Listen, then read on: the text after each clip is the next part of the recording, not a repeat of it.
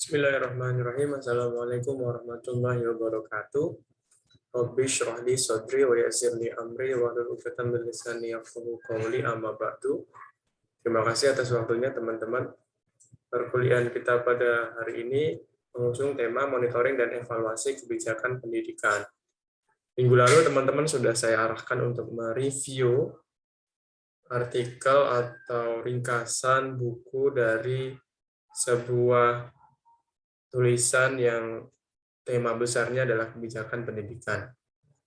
Nah, pertemuan kali ini saya akan mereview kembali ringkasan tersebut, kemudian nanti ada sedikit tugas yang teman-teman perlu selesaikan. Oke, kemarin saya minta teman-teman tuliskan beberapa pertanyaan di laman daring ya, tetapi karena memang ada transisi di sistem, jadi kita belum bisa mengakses media tersebut. Jadi langsung saja kita membahas materi yang sudah saya rangkum pada artikel tersebut. Ya, pertemuan ini setidaknya kita akan membahas 8 bagian dalam evaluasi kebijakan pendidikan. Dan 8 hal ini sebenarnya berkaitan erat dengan kebijakan yang temanya adalah pendidikan. Yang pertama ada konsep evaluasi kebijakan pendidikan, ada tujuan dan fungsi, ada permasalahan, kemudian ada manfaat, ada monitoring dan evaluasi, ada kriteria, ada model, dan ada langkah dan dampak. Nah, 8 hal ini sebenarnya teman-teman sudah mereviewnya ya, sudah membacanya. Tetapi ada beberapa hal penekanan yang ingin saya sampaikan pada pertemuan kali ini. Ya, yang pertama konsep evaluasi kebijakan pendidikan. Ya, evaluasi kebijakan pendidikan adalah suatu aktivitas untuk mengetahui suatu kebijakan pendidikan, apakah kebijakan tersebut benar-benar sesuai dengan kriteria-kriteria yang telah ditetapkan, serta dapat memberikan dampak nyata terhadap khalayak sesuai dengan yang diinginkan. Berdasarkan pengertian ini, ada 2 hal penting yang ingin saya tekankan. Yang pertama, sesuai tidak sih program atau kebijakan tersebut dengan kriteria-kriteria yang telah ditetapkan. Nah, kemudian yang kedua, hal penting lain adalah memberikan dampak nyata. Apakah kebijakan pendidikan tersebut memberikan dampak nyata terhadap khalayak sesuai dengan apa yang diinginkan. Nah, coba teman-teman refleksikan deh, kebijakan pendidikan saat ini sudah memenuhi 2 kriteria atau 2 hal penting tersebut atau belum. Nah, kemudian hal lain yang penting yang menurut saya perlu digarisbawahi adalah kebijakan pendidikan bagian dari kebijakan publik. Ya, dulu pernah sih saya singgung, teman-teman pasti sering dengar istilah kebijakan publik ya. Nah, sebenarnya kebijakan itu kan teman-teman sudah ngerti ya, apapun yang dilakukan oleh pemerintah, diam pemerintah pun itu kebijakan, kemudian undang-undang, peraturan menteri, peraturan pemerintah, peraturan daerah, pergub gitu ya. Itu semua masuk dari kebijakan. Kemudian kebijakan yang sektor apa nih? Ada yang lebih umum ya, lebih umum dari kebijakan terus diturunkan menjadi kebijakan publik, itu lebih umum. Nah, turun lagi menjadi spesifik yaitu kebijakan pendidikan. Bahkan teman-teman mungkin sering dengar ya kebijakan sosial, kebijakan ekonomi, mungkin ya kebijakan kesehatan. Nah, sebenarnya itu termasuk dalam kebijakan publik. Oke, di sini kebijakan pendidikan dilakukan untuk menilai keefektifan dan bentuk pertanggungjawaban penyelenggara pendidikan kepada publik dalam mencapai tujuan pendidikan yang telah ditetapkan guna mengukur tingkat kesenjangan antara harapan dan kenyataan. Di sini sih sekilas kita bisa menangkap ya bahwasannya kebijakan pendidikan itu atau evaluasi kebijakan pendidikan itu tujuannya untuk menilai keefektifannya dan tanggung jawab atau bentuk tanggung jawab penyelenggara pendidikan kepada publik. Karena apa tadi? Karena kebijakan pendidikan itu termasuk atau bagian dari kebijakan publik. Kebijakan publik ini sebenarnya apapun kebijakan yang berkaitan atau yang dirasakan oleh khalayak umum ya teman-teman. Kebijakan kebijakan yang berkaitan dengan khalayak umum itu dikategorikan sebagai kebijakan publik. Nah, di bawahnya itu banyak ya. Saya sudah sampaikan tadi kebijakan sosial mungkin, kebijakan kesehatan, kebijakan pendidikan. Nah, kebetulan pada hari ini kita akan mendiskusikan tentang kebijakan pendidikan. Nah, kemudian evaluasi bisa dilakukan di akhir atau di tengah proses implementasi. Nah, kalau di akhir ini itu tahap normal dari sebuah analisis kebijakan ya, atau dari sebuah proses analisis kebijakan. Nah, sedangkan jika di tengah proses implementasi, kenapa dilakukan hal tersebut bisa dilakukan di tengah pertimbangan atau di tengah sebuah implementasi program atau implementasi kebijakan. Mengapa demikian?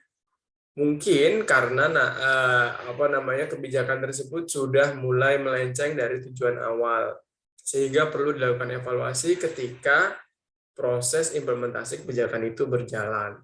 Nah, ternyata teman-teman bisa lihat nih, ada dua kemungkinan kapan dilakukannya evaluasi. Dari tiga hal tersebut muncul nih sebuah kesimpulan besar. Evaluasi kebijakan pendidikan merupakan suatu proses ya untuk menilai seberapa jauh suatu kebijakan pendidikan membuahkan hasil dengan membandingkan antara hasil yang diperoleh dengan tujuan dan target, atau perbandingan input dengan output sebagai aspek efisiensi dari kebijakan yang telah ditetapkan. Adapun aspek-aspek yang sering dievaluasi adalah proses pembuatan kebijakan dan konsekuensi kebijakan. Kalau kita refleksikan ya teman-teman, pengertian evaluasi kebijakan pendidikan ini sebenarnya mungkin sama saja dengan pengertian evaluasi kebijakan lainnya. Meskipun fokus dan penekanannya saja yang berbeda atau kajiannya saja yang berbeda. Nah, di sini ada input, output itu kan saya sudah sampaikan kemarin umum sekali ya. Evaluasi memang pasti akan melihat inputnya apa, outputnya bagaimana, gitu ya. Terus apa yang dilihat efektivitasnya, terus tujuan akhirnya sesuai dengan harapannya atau tidak. Nah, hal-hal seperti itu sebenarnya penekanan dari sebuah evaluasi. Ya, di sini ada tujuan dan fungsi evaluasi kebijakan. Evaluasi kebijakan bisa ditujukan untuk melihat sebab-sebab kegagalan suatu kebijakan, atau untuk mengetahui kebijakan pendidikan dijalankan dan meraih manfaat yang diinginkan. Dalam bahasa sederhananya, evaluasi kebijakan pendidikan untuk menilai manfaat dari kebijakan yang diterapkan. Di sini kita bisa melihat ada dua dimensi, ya, internal dan eksternal. Untuk internal sendiri, internal ini maksudnya pemangku kebijakan ya, atau pembuat kebijakan itu sendiri. Mengetahui keberhasilannya itu refleksi untuk pemangku kepentingan atau untuk pembuat kebijakan, terus mengetahui efektivitasnya, menghindari pengulangan kesalahan. Namanya juga pembuat kebijakan. Tugasnya ya membuat kebijakan. Nah, berjalannya waktu dia akan terus membuat kebijakan, dan evaluasi ini bertujuan ketika dia membuat kebijakan lanjutan itu tidak mengalami kesalahan yang sama. Nah, untuk eksternal apa fungsinya? Pertama, prinsip akuntabilitas. Di era sekarang dengan teknologi serba cepat dituntut untuk akuntabel ya, dapat dilihat, dapat dipertanggungjawabkan gitu. Nah, evaluasi kebijakan ini punya tujuan untuk eksternalnya adalah melihat atau menunjukkan bahwasannya kebijakan ini dapat dilihat atau dicermati oleh khalayak umum sehingga menerapkan prinsip-prinsip akuntabilitas. Kemudian yang kedua, sosialisasi. Ini sebenarnya lebih ke kalau program ini berhasil, kita bisa mensosialisasikan program ini atau kebijakan ini lebih tepatnya menjadi percontohan di wilayah-wilayah lain. Nah, mengapa tujuan dan fungsi evaluasi ini adalah sosialisasi? Yaitu setelah kita melihat keberhasilan program atau kebijakan kita, maka penting untuk mensosialisasinya agar setiap khalayak umum tahu keberhasilan atau praktik baik yang sudah dilakukan oleh pembuat kebijakan. Ya, permasalahan yang sering timbul nih, ada 9 kendala yang sering dihadapi. Ya, yang pertama ketidakjelasan tujuan, ya fungsi teman-teman ya. Kalau memang teman-teman ingin konsen di isu kebijakan, maka perlu lihat tujuan dari sebuah kebijakan tersebut. Baik teman-teman laksana ataupun teman-teman sebagai pihak luar yang melakukan evaluasi kebijakan tersebut. Nah, kemudian yang kedua, cepatnya perkembangan masyarakat. Ini umum ya, teman-teman tahu manusia makhluk sosial, dinamikanya selalu berkembang di masyarakat, perubahannya selalu ada gitu, sehingga kendala ini adalah kendala yang masuk dalam permasalahan ketika kita mengevaluasi kebijakan. Kemudian yang ketiga, hubungan masalah yang saling berkaitan. Nah, maksudnya di sini kita dalam mengurai itu nggak bisa bagian per bagian gitu ya. Karena memang masalahnya biasanya saling berkaitan antara satu dengan yang lain.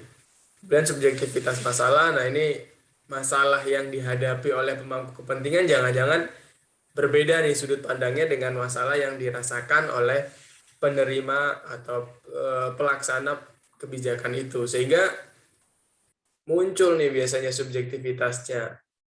Dan kendala psikologis, kendala ekonomis, minim informasi dan data, kendala politis, minimnya evaluator. Ini 9 hal yang sering terjadi sih ya, kayak kendala psikologis dan ekonomis gitu ya. Psikologis itu lebih kepada apa namanya, jiwa kejiwaannya ya, dari pelaksana program. Mungkin ada intervensi dari buzzer mungkin ya, terus kemudian muncul berkembang sehingga akan merubah psikologis pemangku kepentingan. Kendala ekonomis ini biasanya kendala yang muncul ketika anggaran dari proses kebijakan itu habis gitu ya, kemudian pakai dana yang mana untuk melakukan atau mengevaluasi kebijakan ini. Minimnya informasi dan data. Kendala politis ini ya berkaitan dengan apakah ada pihak-pihak intervensi dari pihak lain yang berkaitan dengan kondisi politik ya. Kayak mungkin teman-teman dulu dengar di platform sebuah platform gitu ya, dan ternyata platform itu di masa pandemi ini menjadi apa namanya, platform idaman untuk digunakan oleh sekolah-sekolah. Platform tersebut ternyata di foundernya adalah staf susnya presiden situ kan. Nah, bahkan akhirnya dihubung-hubungkan nih, oh ternyata platform ini bisa digunakan oleh sekolah-sekolah masa pandemi ini, mungkin diarahkan oleh staf susnya presiden gitu ya. Padahal kan sebenarnya bisa dikaji lebih mendalam. Akhirnya buntutnya apa? Staf sus presidennya mundur dari jabatannya, ingin fokus mengembangkan platform tersebut. Nah, hal-hal tersebut sih sebenarnya yang bisa melihat atau contoh praktis yang dari kendala politis ini. Kemudian minimnya evaluator, ya teman-teman bisa sih menjadi evaluator di di kebijakan-kebijakan yang ada gitu ya, baik evaluator internalnya pemangku kepentingan ataupun di luar itu. Saya pikir banyak kesempatan yang bisa teman-teman akses, mulai dari surveyor sampai ke pembuat polis brief gitu ya. Di sana bisa teman-teman bisa belajar untuk bagaimana caranya membuat sebuah evaluasi kebijakan. Manfaat evaluasi kebijakan pendidikan ada dimensi internal dan dimensi eksternal. Manfaat evaluasi kebijakan pendidikan dapat diklarifikasikan menjadi dua, dimensi internal dan dimensi eksternal. Mirip dengan yang tadi ya, mengetahui keberhasilannya, efektivitasnya, menghindari pengulangan kesalahan, terus akuntabilitas dan sosialisasi masyarakat sebuah kebijakan. Kemudian monitoring dan evaluasi kebijakan pendidikan. Di sini manfaat evaluasi kebijakan dapat diklasifikasikan menjadi dua. Oh ini tadi ya sebenarnya, tapi setidaknya monitoring dan evaluasi ini ada pengertian menurut Wibawa, yaitu ketaatan, pemeriksaan, laporan, dan penjelasan. Itu tahapannya ya. Jadi ketaatan itu maksudnya apakah dilakukan sesuai dengan ketentuan yang berlaku. Kemudian memeriksa kebijakan pendidikan itu sudah berjalan atau belum. Kemudian dibuat sebuah report sampai di dalam report itu ada sebuah penjelasan. Ya kan, menurut Ripley itu evaluasi proses, perspektif kepatuhan, dan evaluasi aspek-aspek dampak. Ini sebenarnya pengertian dari kebijakan pendidikan ya secara spesifik. Meskipun kalau dilihat dari pengertian ini bisa diterapkan juga ke kebijakan-kebijakan secara umum. Nah, ini ada model dan pendekatan evaluasi kebijakan dan langkah dampak evaluasi kebijakan. Modelnya ini evaluasi kebijakan dalam bidang pendidikan ya, bisa mengadopsi pendekatan yang digunakan dalam evaluasi kebijakan publik. Ya, karena namanya kebijakan pendidikan itu bagian dari kebijakan publik, bisa juga diadopsi evaluasi kebijakan yang berkaitan atau yang dikatakan sebagai kebijakan publik gitu ya. Saya contohkan seperti tadi yang kebijakan publik itu dilihat dari input, proses, output, dan outcome gitu ya. Nah, kebijakan pendidikan juga bisa dilihat dari situ, dilihat inputnya, kebijakan ini dibuat siapa saja, tujuannya apa gitu ya. Kemudian prosesnya apa, ketika berjalannya seperti bagaimana, kemudian ada outputnya itu hasilnya apa, outcome-nya dampaknya seperti apa, atau mungkin hasil yang lebih luasnya, kemudian ada impact-nya mungkin. Nah, hal-hal tersebut sebenarnya sama saja ketika kita berbicara kebijakan sosial juga demikian, kebijakan kesehatan juga bisa demikian. Kemudian langkah dan dampak evaluasi kebijakan pendidikan, 5 langkah mencari data. 5 langkah itu mencari data, identifikasi, analisis terhadap lingkungan, standarisasi kerja pengukuran, dan penarikan kesimpulan.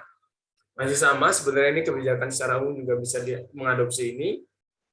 Jadi teman-teman, setidaknya sekarang mulai terbuka deh bahwasanya kebijakan itu umum ya. Kemudian mungkin yang berkaitan dengan kita itu biasanya kebijakan publik ya, karena memang kebijakan luar negeri itu kan itu berkaitan dengan orang-orang HI gitu ya, kebijakan spesifik kita berbicara kesehatan ya nanti diurus oleh orang-orang kesehatan. Nah, kalau kebijakan publik kan umum ya, nanti ada kebijakan sosial di dalamnya, kebijakan pendidikan pun bisa saja kita kaji, tetapi memang mungkin bagian-bagian tertentu saja yang berhubungan dengan keahlian kita. Ya, sampai sini sudah saya jelaskan sedikit review yang teman-teman buat. Kemudian 3 minggu ke depan kita akan mendengarkan presentasi dari anggota kelas kita yang ada di sini. Setidaknya ada 5 poin penting yang ingin saya sampaikan. Yang pertama, bentuk 6 kelompok yang akan dibagi oleh asisten saya. Teman-teman nanti saya minta untuk coba melis nama-nama anggota kelompok, bebas terserah teman-teman memilih anggota kelompok masing-masing. Kemudian nanti asisten saya yang akan menyaring dan memilah-milihnya, tidak ada batasannya, setidaknya 6 kelompok, yang nantinya 2 kelompok akan membahas tema atau artikel yang sama. Jadi setiap pertemuan itu akan ada 2 kelompok yang mempresentasikan tema yang sama ya. Kayak minggu depan berarti kita akan berbicara evaluasi implementasi kebijakan pemerintah Kota Yogyakarta mengenai pendidikan inklusi. Teman-teman cari artikelnya, ada artikelnya di internet, terus kemudian teman-teman bedah artikel tersebut. Ada tiga tema atau 3 artikel yang teman-teman harus kaji. Jadi 2 kelompok akan mengkaji 1 artikel. Ini artikelnya ada evaluasi implementasi kebijakan, persepsi penyandang disabilitas, dan program Prodadisa, program modern difabel Daksa. Teman-teman cari semua ada di internet, teman-teman bisa mengakses itu. Kemudian 2 kelompok akan mempresentasikan hasil rangkumannya pada 3 minggu ke depan. Jadi minggu pertama besok ya, minggu depan itu oleh kelompok 1 dan kelompok 2. Minggu kedua setelah ini berarti ada kelompok 3 dan kelompok 4. Kemudian minggu ketiga ada kelompok 4 dan kelompok 5 dan kelompok 6 gitu ya. Tema-temanya sesuai dengan ini. Apa saja yang akan dikaji, yang ingin dipresentasikan? Nanti 2 kelompok tersebut akan mempresentasikan pertama identifikasi artikel, judulnya, penulisnya, nomor DOI, nama jurnal penerbit, volume, ISSN printnya, dan identifikasi artikel lain yang menurut teman-teman itu perlu untuk disampaikan. Kemudian latar belakang mengapa artikel ini menarik. Dari latar belakang tersebut coba deh teman-teman resapi, teman-teman kuasai, kemudian nanti ketika presentasi teman-teman bisa menunjukkan bahwasannya artikel ini menarik menurut penulis gitu ya. Kemudian rumusan masalahnya apa setelah ada artikel tersebut, terus tinjauan pustakanya. Nah, yang penting sih sebenarnya tinjauan pustaka yang tidak ada biasanya ya, secara spesifik dituliskan. Kalau memang teman-teman bingung mencari tinjauan pustakanya, teman-teman harus cari mandiri di luar artikel tersebut ya. Kira-kira artikel yang ada atau yang berkaitan dengan tema tersebut. Kemudian nanti teman-teman coba simpulkan apa namanya perbedaan antara artikel yang ada dan artikel-artikel yang di luar itu, sehingga nanti teman-teman bisa menunjukkan bahwa artikel ini masih baru dan masih ada distingsinya. Kalaupun enggak, ya coba teman-teman cari di dalam artikel tersebut tinjauan pustaka yang dimaksud oleh penulis itu yang mana sih. Kemudian selanjutnya kerangka teori, coba teori yang diusung oleh pembuat artikel itu apa, pembahasan dari artikel itu apa, sampai ke kesimpulan menarik dari artikel tersebut. Oke teman-teman, saya pikir cukup. Nanti kalau ada yang tanyakan kita bisa diskusikan lanjutan. Saya minta teman-teman pertama membuat kelompok dan dibantu oleh asisten saya untuk merekap itu. Dari saya cukup sekian. Allahumma muwaffiq ila aqwamit thoriq. Wassalamualaikum warahmatullahi wabarakatuh.